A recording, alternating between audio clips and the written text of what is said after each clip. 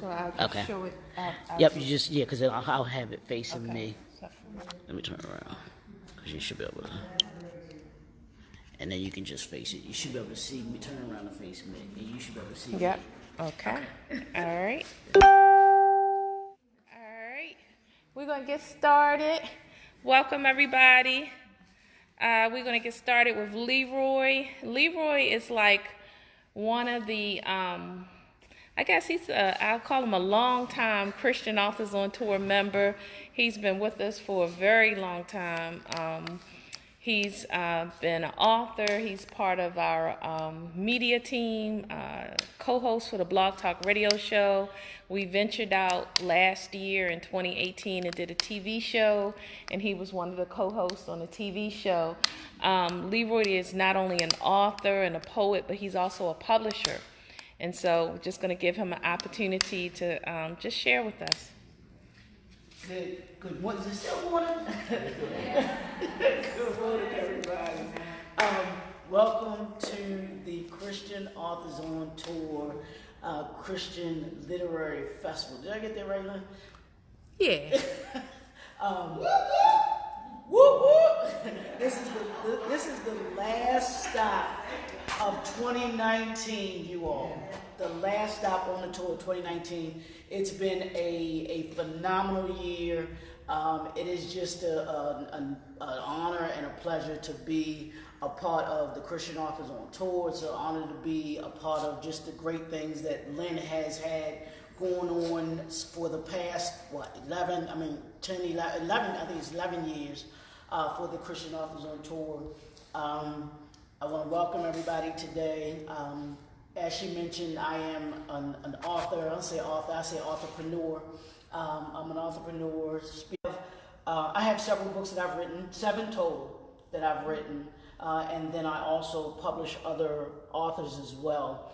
And I'll just tell you just a little bit about the books that I've written. I started off with how I started writing. I started writing poetry when I was in college. And I was doing it just to write, just to get some things out of my head and everything like that. As writers, you all know, it's stuff, all kinds of stuff going on up in your head. And so you have to get it out. And at that time, it was just my way of being able to get what I felt was inside of me out. So I started writing, didn't think anything of it, had been writing, loved poetry. So wound up having written, started writing in college, and then went several years in writing. And I showed it to some friends some years later, and they were like, well, you should write a book. I was like, I don't know anything about writing a book. I don't know anything about, putting a book together and anything. And I didn't think that I had enough material to be able to write and put in a book. So I said, okay, Lord, I'm like, if this is kind of what you're putting on me and putting in my heart, then show me. Show me what it is that I need to do. Show me how to go about doing it. So I started doing some research on being an author and writing and publishing and stuff. And as I did my research, I started saying, okay, well, let me see. And I didn't think that I had enough material. So I started writing.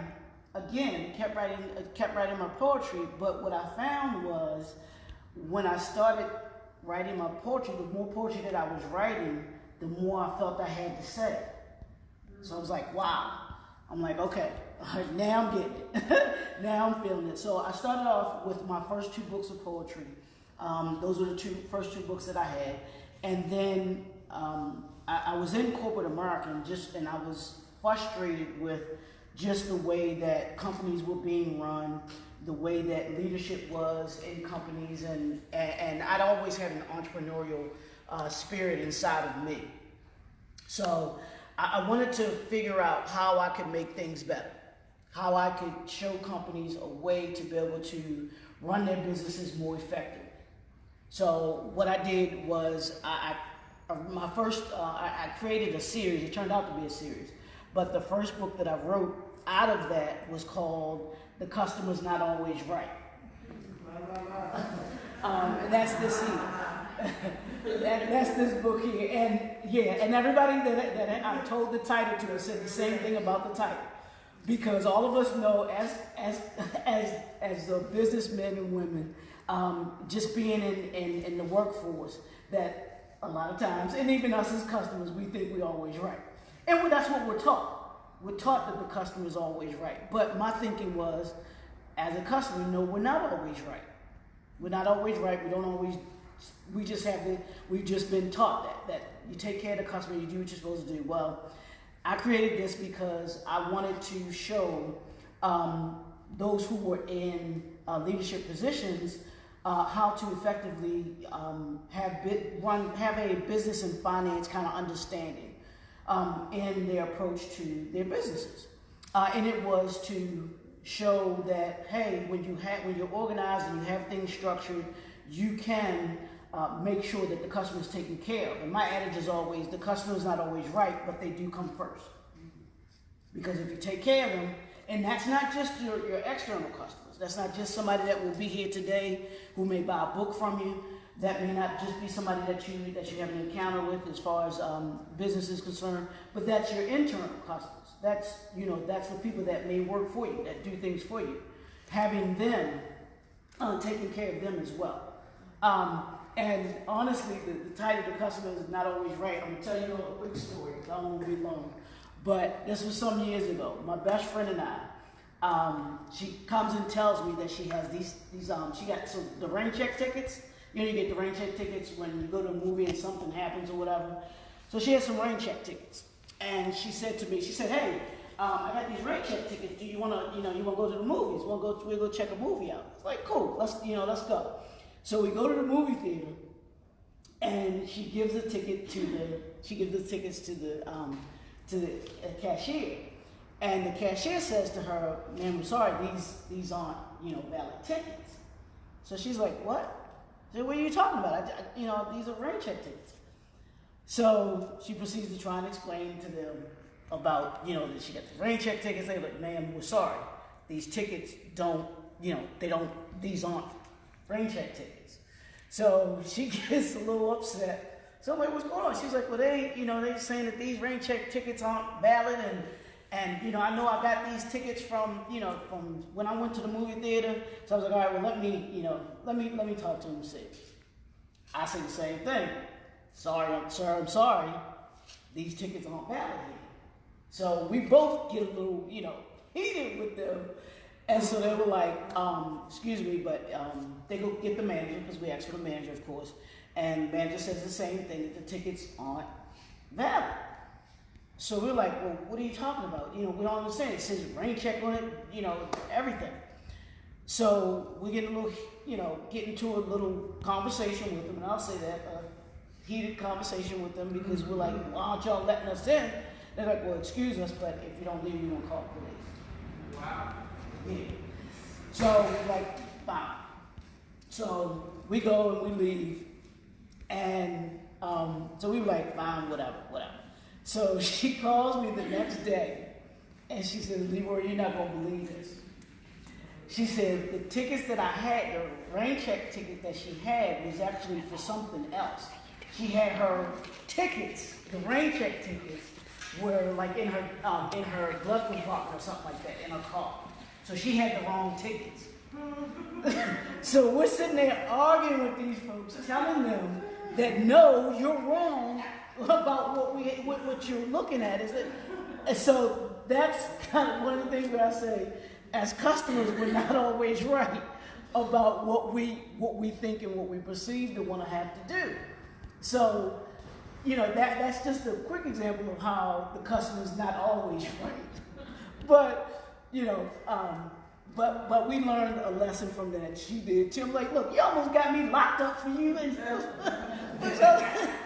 so I was like, yeah. I was like, all right. So that was my first book, and that focused on business and finance. And that was, like I said, because being a corporate American, I wanted them to be able to do better, be better. The second book in the series, which I entitled "The Building the 21st Century Company," is entitled "Young and Gifted: The New Generation of Entrepreneurship." And what that book focused on was 21 entrepreneurs under the age of 40 who were not in music, sports, or entertainment. And I profiled them. We had sat down and had a conversation about what made them want to become entrepreneurs, how they became entrepreneurs, where they saw their particular industries, then where they see them now, and then where they see them in the future. And I wanted to do that because it was everyday entrepreneurs that you aren't going to hear about on the news. You aren't going to see them readily every day. It's just everyday entrepreneurs that go to work, do the work, provide a means, a job for other people in and through the community. So I wanted to highlight them and show them in a different light. And then I also wanted to show the leverage that we create when we're represented in different industries and having a significant share in the industry. So that was the second book from there. And then the third book was The Art of Leadership, which I have here as well. And this book focuses on leadership from 5 different perspectives. And it comes from the perspective of the family, education, business, and the church. So as you can imagine, I was frustrated when I wrote this. I was frustrated with leadership. And there was a true lack of leadership in just in those areas that I'm talking about. In the family, in government, in education, in business, in the church.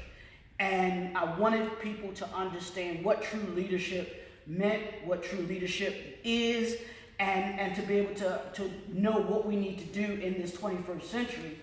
I'm going to say that again, in this 21st century that we're going through now, about what effective leadership is and looks like and should be. So that was this one. So that was that series that I created, and I wanted to create a series that focused on, that gave the tools, that I felt gave the tools in order to be able to be successful in business, because that was my passion, being in business, being able to show others how to successfully to be able to run their businesses. So that was that series. And then I have a book, The Power of Man, that I've written as well, which is a book written. I say it's for men. It's for men, but also I say it's for women as too, because women can gain from it an understanding of who we are as men.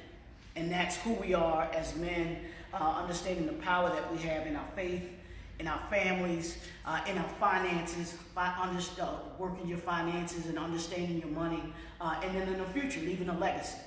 What legacy building is about, leaving a legacy for those that are coming behind you, and how we as men have to step up and be able to take the place that we're supposed to be as men. So that was that book. And then my last book that I wrote was actually my third book of poetry, which is Vibes and Sounds. And I'm a poet at heart, so I always love to write poetry, and I have written other poetry that I haven't published yet too, and that'll be coming in 2020 as well. But this one as well. I know that Linda asked us just to talk a little bit about us, and that's just a little bit about my journey of being an author, being a publisher. When I had my books coming out, or when they've come out, I've had people who've asked me, well, how did you go about, writing? I have a book inside me, but I'm not quite sure how to do it. So I work with aspiring authors as well as authors that are looking to gain more exposure, do more marketing, do more branding with their particular books as well. Because there is a process to this, as everybody in here knows. There's a process to it. So I poured into others what was poured into me, because there were bumps and bruises that I've gotten that I wanted to be able to help other people to not have to go through if they didn't have to go through. So that was one of the reasons why I started publishing other authors, because I thought it was a great way for me to be able to pour into others and to be able to assist them with some of the experiences, the knowledge, resources that I've gained, and be able to kind of pour that into them and then have them be able to become successful authors as well too. And mainly the books that I've published have been, they've been biographies, people who wanted to tell their stories that are just phenomenal stories. I mean, I can't begin to tell you some of the few of the authors that I've published in their stories that are impacting people's lives because their lives were impacted in things. And so I'm looking forward to even more of that in 2020. And what I tell authors, and for those that are here today that may be either watching, listening, about writing, in 2020, my thing is going. My motto is going fast and furious, moving with passion and purpose.